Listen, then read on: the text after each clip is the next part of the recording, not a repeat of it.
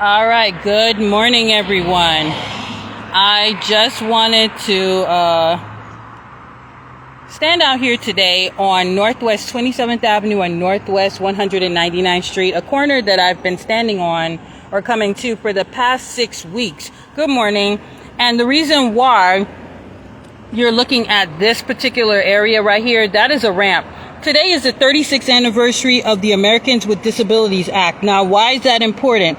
For the past 6 weeks, I've been documenting the fact that this particular sidewalk, and if you know where I am, then you know what I'm talking about, right across the street from Hard Rock Stadium, had been blocked with temporary fencing on both sides. But in particular, this particular side had been blocked, not only here, but also on this side with fencing, which means that residents were not able to utilize this sidewalk. And furthermore, there was a sign that said the sidewalk was closed, and on certain days of the game, you had 2 or 3 security guards preventing residents from utilizing the sidewalk. It is important that we have free access. Now, as you can see, when I go back, and I'll do a side by side just to show you how closed off and how inhibited this particular sidewalk was if you were not aware.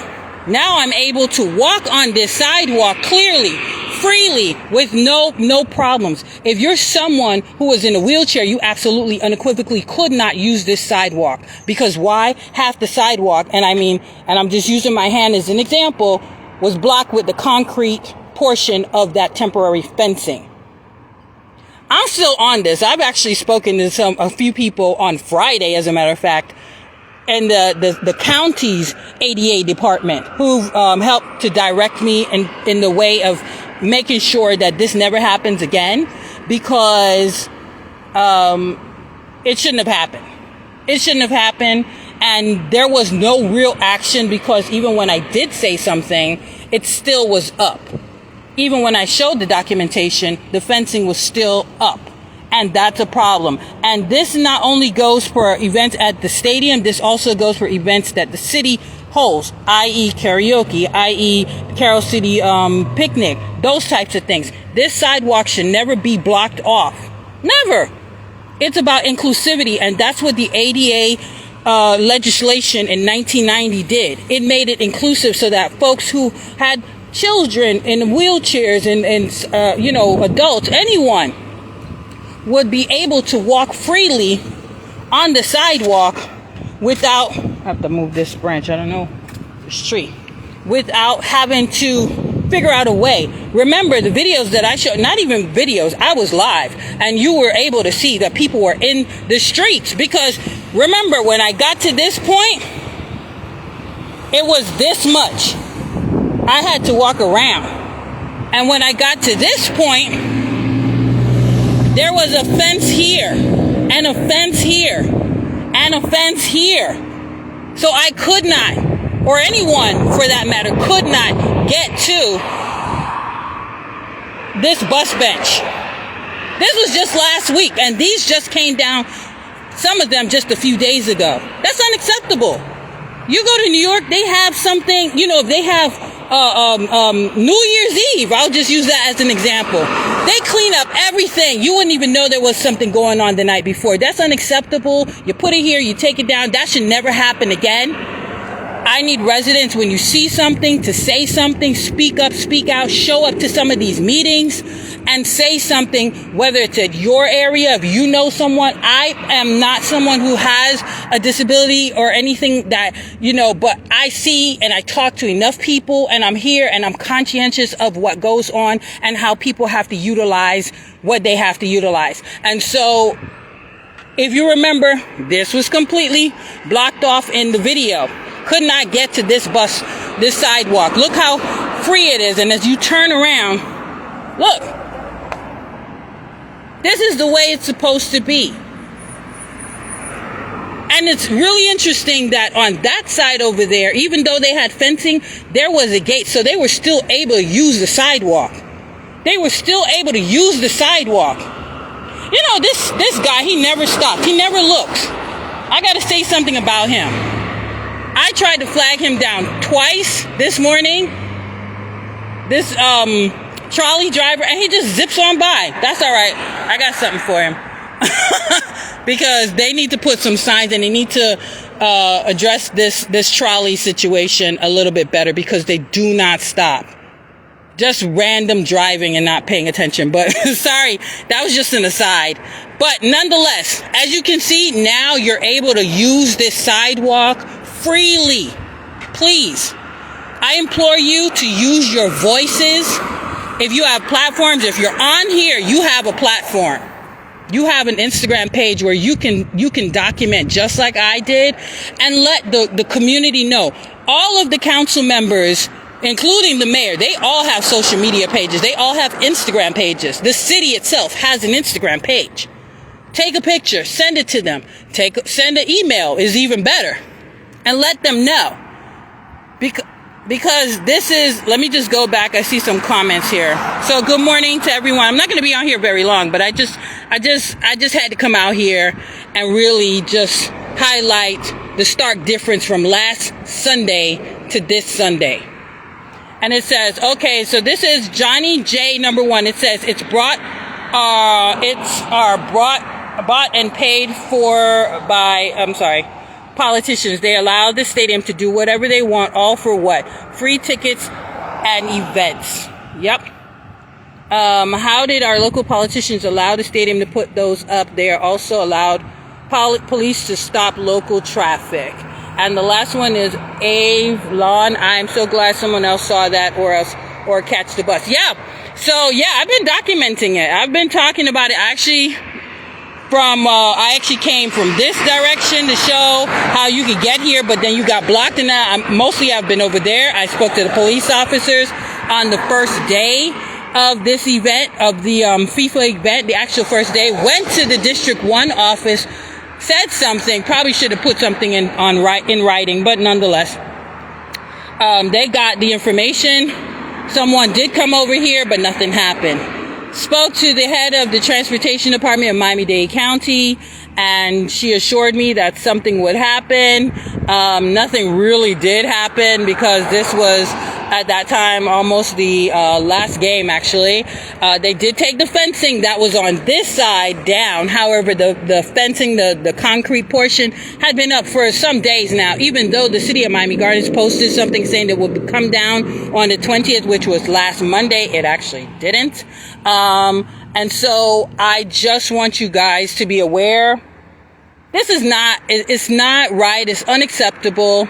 You have people who have whatever disabilities. There are disabilities that are invisible, visual disabilities, hearing disabilities. You don't know. And the fact that these sidewalks were blocked off for so many weeks, and everyone's just like, and when you put it out there, oh, it wasn't us, it wasn't us. It was everyone collectively. I'm collectively putting everyone under this umbrella of not paying attention. Where was the ADA department? From the city, from the county, from the state, from everyone. Where was everyone? No one was involved. It makes no sense. You see how everyone's able to get off the bus and just walk freely now as they get off the bus they're coming from work or wherever they're coming from? Look at this. It's unacceptable. It's not right. And I need folks to, when you see something, please use your platform and say, hey, why is this happening? Put up a picture, document it. Date, time of when you see what you see and how you see. Things need to change, because here's my thing, and I'll say this out free. I've said it before, and I spoke at city council meeting last week, and I spoke last month when we had the last city council about this situation, and I said it last Wednesday as well, and I'll say it here again. We don't want this one situation here where these concrete barriers get put up to become a permanent thing when they have any other event, because that's what's going to happen if you don't say anything. They're going to say, oh wow, this worked well during FIFA, maybe we should put this up during Formula 1. No, it should not be put up at all. It should not be put up at all. I understood why they put it up over there in terms of the situation with the COPA. I didn't understand why not only did they put it up here, but they also put the plastic, advertisement for the FIFA games at Hard Rock Stadium, but that was plastic. So you couldn't even see outside. If you were walking in here, you couldn't even see the streets. Right, because the plastic was there. They didn't think, hey, let's do a wrap situation like you have on the buses where they're able to get the advertisement, but the people who are walking on this side are able to see outside. That didn't happen. That didn't happen. We don't want this to become a permanent fixture of when they have large-scale events, Super Bowl or Taylor Swift concert, to say, hey, every time they have a large-scale event, we're going to put up a barrier. No. And I said again, no. That should not become a permanent fixture. I know that, it was stated at city council meeting, oh, this was a one-time event. Yeah, the event might have been one time, but the thought behind putting up these concrete fencing barriers, that was a test, in my opinion. No one said anything to Christine. In my opinion, that was a test to see how well it worked. And I'm here to speak up and speak out and say, no, we don't want that. We don't want a jail cell, barrier. Would you put this in Southwest Ranches if they had an event over there? No, you wouldn't, because it doesn't look beautiful. We want to keep Miami Gardens beautiful, right? We want it to look like all the other places. So when you come here, you see it's beautiful. And the people who live here want it to look good and feel like we're in a home and not that we're fenced in like caged animals. I'm sorry, but this is a no-no and it should not happen again. And for those who don't like it, because you had someone from the stadium that was there that was against the residents first policy that was brought by Reggie Leon, that was his last council meeting, but he brought forth that residents first policy. Now it needs some tweaking to it. But the idea behind it is to think about the residents. And they're going to, they didn't say anything, but one of the council members, Michelle Powell, had actually stated there should be a town hall. Actually, it came from one of the residents that shouted it out, Francis Ragu, that said it should be a town hall and residents should have a say. Because when I asked the question in City Hall, were residents a part of this residents first policy? Who did you talk to? Who did you speak to when it came to that residents first policy? Great idea, but were residents a part of it? You get what I'm saying? So I'm not trying to be out here long. I want to have a whole speech or whatever, but it's just, I wanted to come out here to show you guys the stark difference from last week to this week and what I meant when I said that the sidewalks were. As a matter of fact, if you look right here, I don't know if you guys can see it, right here, that's where those concrete barriers were. They were right here. So imagine, this was all the space. So if you had a wheelchair, you could not use this sidewalk. If you had a walker, you probably could, but guess what? There's sand here. Sand is not good for anyone who's using a wheelchair walker. I've had discussions with folks who utilize both of those.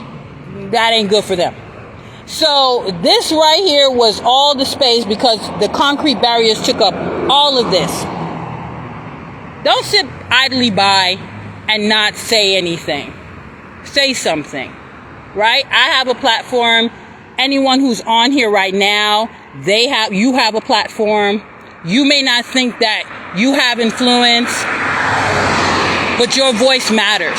You can say something. Just use your platform. Take a picture and say, hey, this is what's going on in my community. Hey, I didn't realize that this, and then show up to the city council meetings. Now, if you don't feel comfortable showing up to city council meetings, I get it. You got to put your information out there. Please show up to one of the city council members' meetings. They do have meetings that you can show up and speak freely. Okay, and once they have them again, I will definitely put them up for you to let you guys know. Lastly, tomorrow is the Miami Gardens Historic Advisory Board meeting. If you're interested in preserving some history here in the city of Miami Gardens, it will take place at 6 o'clock at City Hall in the community room. I will conjure up, I'm gonna use ChatGPT for this for this flyer. I'm gonna conjure up a flyer and put it up so that you guys can, if you're interested, please come, because the history alone of just the sand right here. What I tell you, if you know what I do outside of Miami Gardens, I deal with historic preservation outside of Miami Gardens now. That's what I do. And so I'm on that board. I've been fighting for that board to become what it is. And now I just need people to start showing up and giving some historic perspective. If you or someone you know is interested in preserving a place, a space, please do. Please show up and speak up. And if you want to be on the board, I think there are some seats available on the board where you can be a part of this. And if you're not, I wish I'd gotten the gentleman's name who spoke about Juneteenth. I would love for him to be on that board. If you want to see some events here that are tailored to history, right? Or tailored to honoring some events, right? You know, we have a diverse group of people who live in the city of Miami Gardens, but they're not always highlighted, and their history is not always highlighted. And so it's important that we remember some of these people. I did a short little post, I think maybe last week, but I'll probably go over there. There is a park between the two parking lots by Hard Rock Stadium. I think it's 17 to 18, called Chittohatchee Park. You see this sand right here? This is just my little history that I'm gonna just give you guys on the sly. All this sand, if you're over in this particular area, you probably have a sandy backyard. Why? Because this area was once a beach. Chitto means snake, Hatchie means creek. That is a Miami-Dade County park. I've already been in contact with Christina White, who is the head of the Parks Department in Miami-Dade County, to see if we can try to get that park open. It's not going to be open consistently because it is a very small park and it has a lot of historical artifacts in that park. But a lot of residents don't know about that park and don't know that you can go in there because it's always closed, right? So that's just an aside. About that park. I'll go back over there. I did something about a year ago regarding that park, but I'll go back over there as a separate post. But I just want you guys to know that is happening tomorrow. There are going to be a couple of upcoming forums happening this week, which I'll post, and a lot of back to school giveaways that are going to be happening, and I will post that later on, either today or tomorrow. Most of them are happening on Saturday. So if you have kids or anyone like that, please let them know. All right. And lastly, the forum for the Miami-Dade School Board is happening on Saturday. So that's the next one. So you have, I think there was one person, Wordley Mesidor is on here. Oh, by the way, Mr. Mesidor, if you're still on here, your sign that's by the Dunkin' Donuts, it's down. So just want to give you a heads up on that. And so until then, just take time to be mindful of the sidewalks, blocking the sidewalks, because today is the 36th anniversary of the Americans with Disabilities Act. I'll just upload this and have a nice day, everyone. Hi, Brandon. Sorry, I'm getting off right now. But anyway, this was just a quick highlight about the Americans with Disabilities Act, as well as the sidewalks that were blocked on 27th Avenue and Northwest 199th Street, and the stark difference between last week and this week, and my thoughts. That is just my opinion and what we can do. All right, bye.